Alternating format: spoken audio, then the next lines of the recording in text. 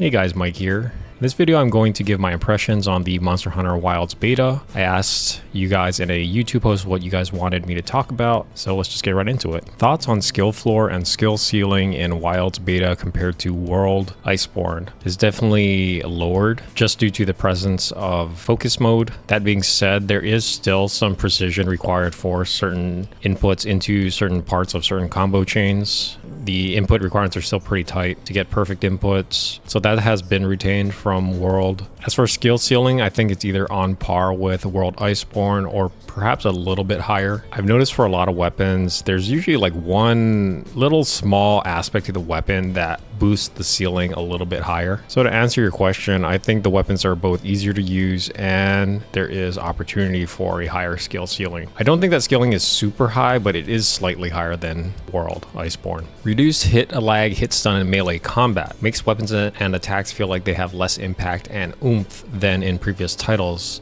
Honestly, I think people are complaining too much about this. Like, I really don't care. I played so many Monster Hunters and action RPGs that I've experienced the whole range of hit lag that I really don't care.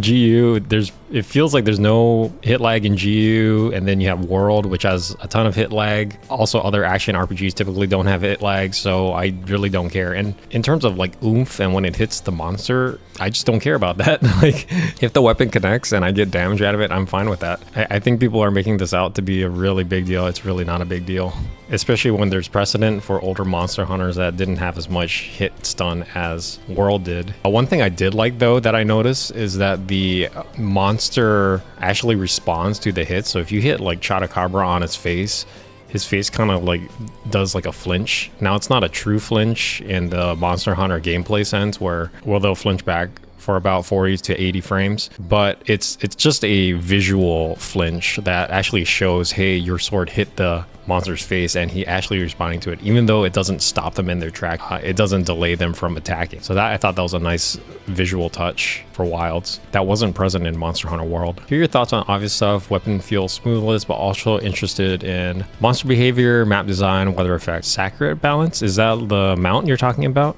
UI, what other mantles and gilly do you want? Weather effects, I think they're fine. I actually thought this was a very sort of ingenious way they did the weather effects, and also the time. I'm not sure if they do this for the time effects as well, like the time of day, but it seems like they're not on a real-time day-night cycle, or even the weather too. Like, it's not very continuous, it's very discrete. So like when the weather changes, it changes very fast. Like once there's a sandstorm, it completely changes. I actually like the reason I like this for two reasons. Like, I feel like it's just simpler to program, where like if it's going to be a weather change at this time and it changes instantly, it feels video gamey in the way that I like. I don't know what it is. Like, I can see some people not liking an instantaneous weather change like that, but I actually kind of like it because you know what you're getting with the weather. Like, okay, now it's this kind of weather. Okay, now it's this time of day. Mount balance, I think it's fine. I didn't feel overpowered and felt like a nice quality of life where you could get around to where you wanted to get around. It doesn't really help in combat. I've seen some people use it to like get out of bad situations.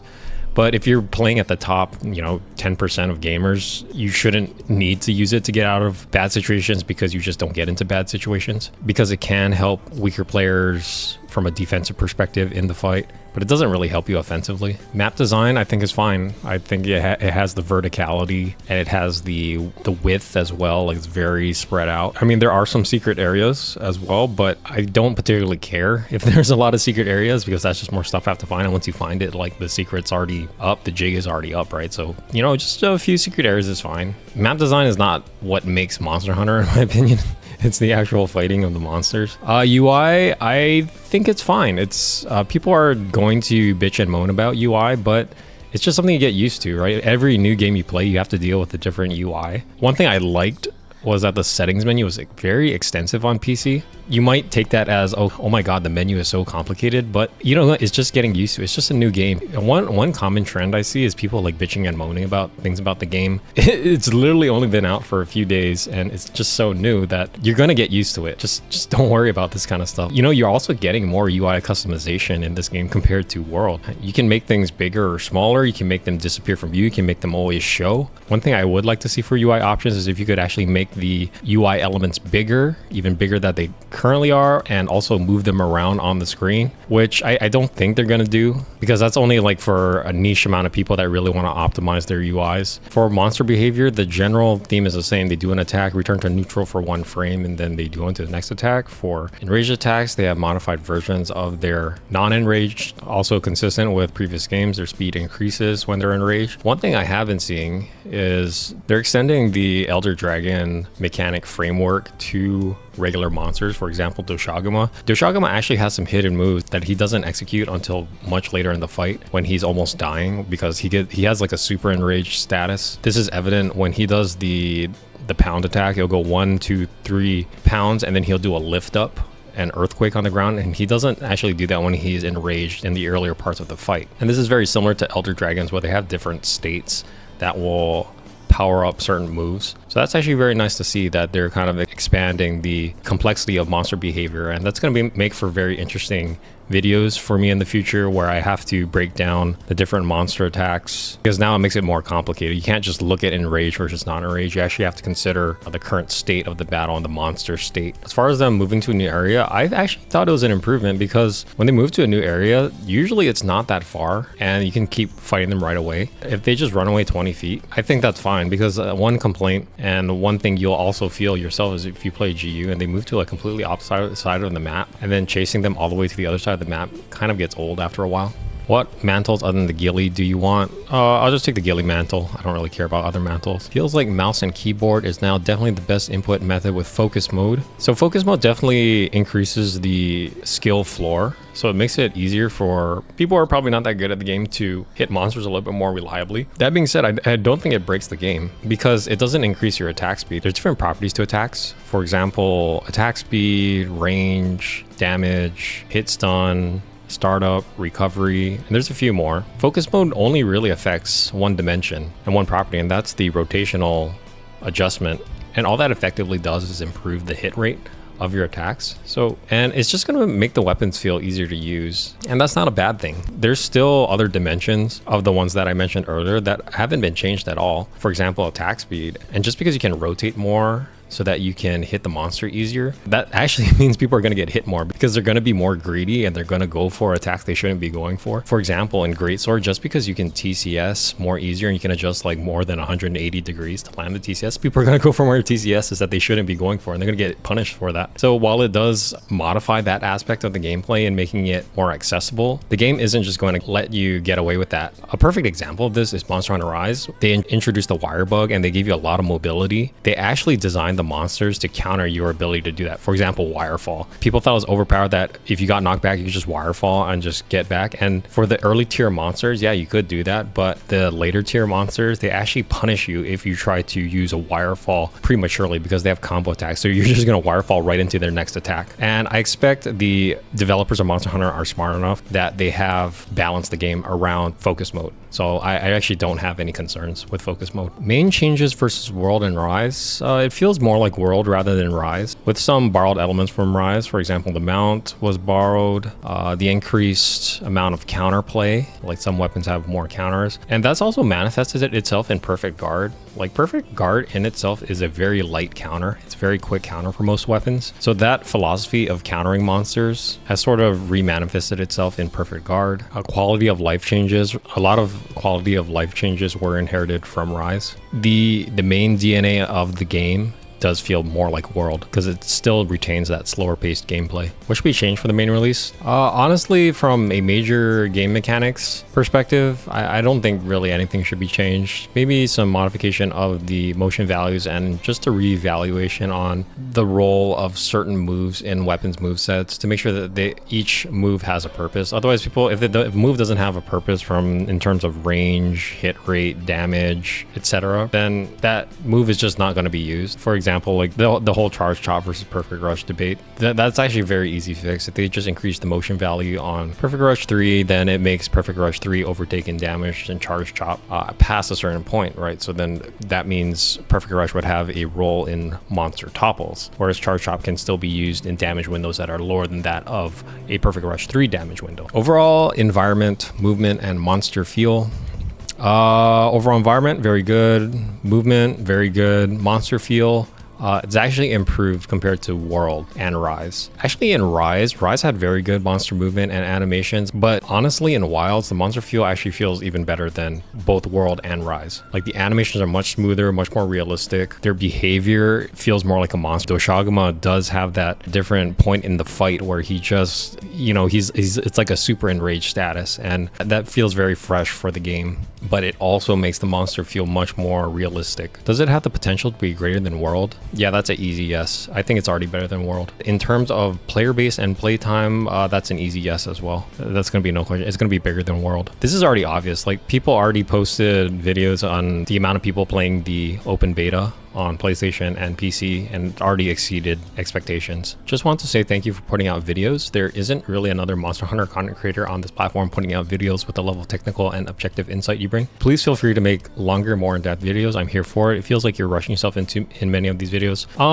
I don't really rush myself. I just make videos I want to watch personally, and I like to watch videos that are straight to the point and talk about something and then they're done. So I actually don't rush the videos, believe it or not. Like, if I think the video is ready, then I just release it. Regarding the beta, I think overall skill ceiling raised from focus mode is worth addressing. Being able to slightly re-aim attacks anytime with focus mode has a significant impact on gameplay. I'm not sure it's been fully explored. Yeah, so some people are already doing something like for wake ups, for charge blade, because you have to combo AED into SAD and you want to land the SAD on the sleeping monster, they just miss the AED and they use focus mode to readjust their SAD so it actually lands on the monster. I think people are overblowing focus mode and how much of a benefit it's going to be. Yeah, it's going to help you land attacks, but it's not going to change the rhythm of the game too much because your attack speed is still the same. It doesn't make you attack faster. And like I said earlier, people are going to be going for shit they should have no business going for, and they're just going to be punished for it. Now, that being said, there are opportunities to continue the attack where in older Monster Hunter games you wouldn't have had the ability to do so because you couldn't rotate as much as you can in this game with focus mode. So I think it's a good change. I'm not too worried about focus mode. And I think people are getting a little cocky. They're fighting tier 1 monsters in open beta and they're able to abuse focus mode. They're not going to let you do that in the full game and with higher tier monsters. And there's precedent for this as well. They did not let you abuse wirefall and the wire bugs in Monster Hunter Rise. The Secret seems to be a real part of our toolkit in combat, being able to call it to pick us up after getting knocked down to avoid a follow-up attack and reposition is an example of this. Mounting the secret to jump off and trigger the mounting threshold is another. This was in Rise, and I don't think it helped that much. Like, at the highest levels of combat, people are not going to be relying on the secret. Relying on the secret is just going to help weaker players be a little bit more flexible and play a little bit more defensively. But in terms of like doing more damage, I didn't really see the secret contributing to that much. Now, as for mounting, that could help, but there's also other things that help you do mounting damage. Ledges, slopes where you can slide and do jumps from slides. Like, some attacks naturally do mounting damage, like for example Sword and Shield. If you really wanted to go into Perfect Rush 3, that would already take you up into the air. Insiglaive as well already naturally has aerial attacks, so it's just a small boon to probably mounting attacks, but I don't think it's going to be that significant. And when I think back to World, it's actually very easy to get a lot of mounting damage, and there was no mount in that game. How much power seems to be locked behind the new quick time event like focus attack? The focus strikes are very strong in this game. Hitting wounds with focus strikes is very, very strong. They provide you a lot of benefits, not only damage, but a lot of utility as well. For example, Insiglaive can refresh all their buffs with their focus strike. Greatsword can do a lot of damage with the focus strike and just go into TCS. Lance's focus attack does a shit ton of damage with its chip hits, with the shield hits as you're kind of like moving towards the monster. That's a lot of damage. Actually, it would be nice to hear your general thoughts on the beta and maybe some predictions, expectations for the game. I think the game is in a mostly finalized state. I really don't think there's going to be that much changes. Maybe technical changes from optimization in terms of making the game run better, but as far as mechanics, I think the game is pretty much set in stone already. There could be a balancing patch with adjusting motion values for certain attacks, but those are easy fixes. It's just flipping a number. People making insane reactionary videos based on vertical slice of the game with one weapon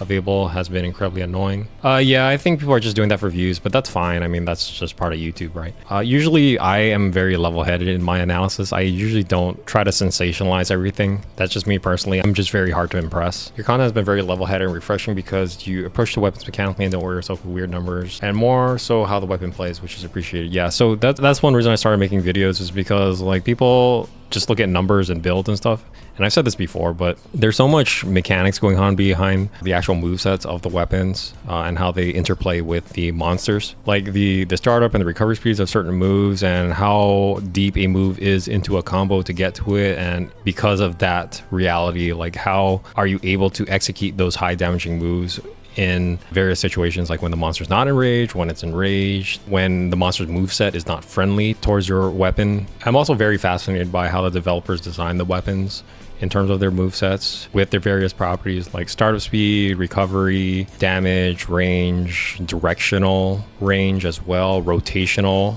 range. There's so many properties to the weapon just besides damage. The fact that you can make any spot a weak point if you hit long enough, they don't stay weak points that long. If you keep hitting it and you don't pop the wound with a focus strike, they actually will break quite fast and they go away. And this is actually a nice change because you actually don't have to manually tenderize parts. You just can tenderize them naturally by hitting them. And that's actually one thing I said in the world is like, tenderizing means like kind of beating it so it becomes soft, but you're already naturally doing that anyways when you just attack a monster part. So that's actually, intuitively, they came to the same conclusion that I did in how tenderizing should work. I'd like to hear your thoughts on the reworks that many weapons got. I think the reworks are very good. I think people are over sensationalizing aspects of the weapons. SNS rework, I think the damage numbers need to be adjusted a little bit though, but overall the mechanics of the weapon are very sound. Greatsword didn't get much changes. It does have the offset counter that some weapons got, which is basically a parry. I think that's a nice addition. I don't think the parry is actually too strong. It actually takes a lot of effort to get into that parry. It's actually only going to be reserved for very high startup moves. You cannot do it on reaction. If you try to predict, you might get punished for that on higher tier monsters. Like if you just go into an offset rising slash and you're just standing there but the monster throws out a combo, it could be very bad for you, especially if the combo is like a 1-2 and the first hit is very fast.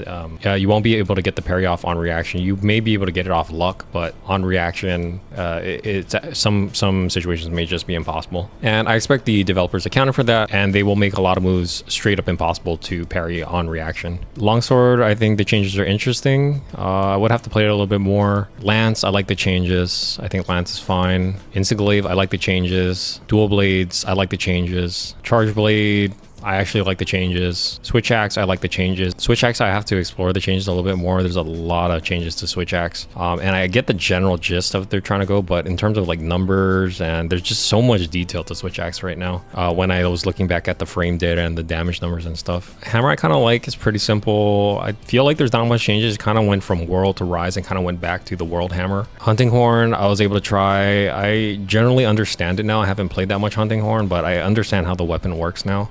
Dual blade having a perfect evade mechanic, yeah, that's very cool. I like it. Mobility during blade dance, yeah, that's true. You can actually shift, like sidestep a little bit in the middle of the blade dance combo. Seems more like world than rise, yeah, that's true. It has elements of rise though. Weapons you recommend for various skill play would be cool. Various levels of skill play. I would have to make a different video on this. This is a pretty interesting video topic. Raid Dow is just an ugly Assless. I don't know, man. Assless is pretty ugly. Focus mode raising skill floor on heavy hitting weapons. Yeah, it does, but it doesn't increase the attack speed. So as far as the timeline goes for these weapons, yeah, you'll see more TCSs and more SADs, but you can't get more off. They take the same amount of time to do. Teammates yoinking wounds. This actually might be a contentious issue because, for example, I know Sword and Shield, when it does Vital Stab, it actually pops all the wounds and does more damage based on how many wounds the monster is currently sitting at. And I can see in multiplayer, some weapons don't like all the wounds being popped. For example, Instiglaive likes to save wounds on the monsters so that they can quickly refresh their Kinsec bus. But if you have a Sword and Shield player, co-op player, who just kind of jumps in and pops all the wounds, the Instiglaiver might be kind of pissed. Additionally, the easiest way to get into TCS is by using a Greatsword Focus Strike. It's the fastest shortcut into TCS. So, an SNS player popping all the wounds like lowers the amount of TCS opportunities. That could be kind of annoying. Some charge blade changes. Charge axe has so high DPS, making SAD obsolete. Yeah, we'll do the DPS analysis. You know me, I do frame data and stuff like that. So I don't think it's obsolete. Like if it's used for wake ups, then it's not obsolete, is it? Can't use SD effectively without using AD first, using one file. That's actually fine because AED does not put you into Sword and Shield mode anymore. It actually keeps you in Axe mode, whereas SCD behaves like previous iterations where it'll put you back to Sword and Shield mode. So that's actually a good thing. I feel like that's actually a feature. You can actually get a hard hit off with the AED and still stay in axe mode and keep it going from there. Where SAD has a dedicated role now. It's like saying, okay, I'm doing a final hit, I'm exploding everything, and it's going to transition me back to Sword and Shield mode very seamlessly. So there's actually a differentiation between the roles of SAD and AED now. So I actually kind of like it. No active way to get Power X mode except Barrel Bomb. That's fine, because the whole point of this game is the wounds. It's the new prominent feature in this game, and people are trying to play this game like previous games, and that's not the case. It's like trying to play Rise without wire plugs. It's like you're missing out on 40% of the game. That's why the wounding mechanic and the focus rate mechanic is so important, and people think they're gonna try get away playing this game. I did this too. I thought like, oh, I could just play this game like I played in World and Rise, and that's not the case. You actually have to take into consideration wounding and how you can optimize damage through wounding. And a game that forces you to use the mechanics that it's presenting, it's a good thing. That's not a bad thing. Is the monster really more unpredictable in terms of behavior? The monster has more states now. Usually for non-elders, it was just non-enraged and enraged state. But for here, there's a little bit more complexity to them, like I said earlier. Does focus mode feel integral to certain weapons now? It feels like a slight buff for the skill floor. As far as like the skill ceiling, there could be more opportunities to continue the combo now, where in past games you couldn't. And that's just gonna make it feel better, man. Like it doesn't affect the attack speed. So if the monster can get back to neutral, it doesn't matter that you have focus mode. The monster has regained initiative on you, so focus mode ain't gonna do crap for you in those situations. Does toppling flinching feel too generous? Feel fine to me, like for a very low tier monster like Chadacabra. I mean, that's basically a tutorial monster. I mean, you can do the same thing to Kulu Yaku if you wanted, so it feels the same. Wound breaking overtuned? I don't think it's overtuned. I think they put a lot of effort into this mechanic, and I think people are just too shell-shocked right now like they were with Wild Bugs, and they haven't fully let the wound mechanic kind of become a natural part of their gameplay yet. So that's why I think people, they just don't know how they feel about wounds right now. Has Monster Hunter Now affected game design decisions in the wild? I haven't played Monster Hunter Now. I won't ask for anything because you tend to talk about different things from other creators. DPS difference between World and Wild? It feels the same, honestly. If I missed your comment, I probably addressed it in someone else's question. And that's pretty much it. Thanks for watching.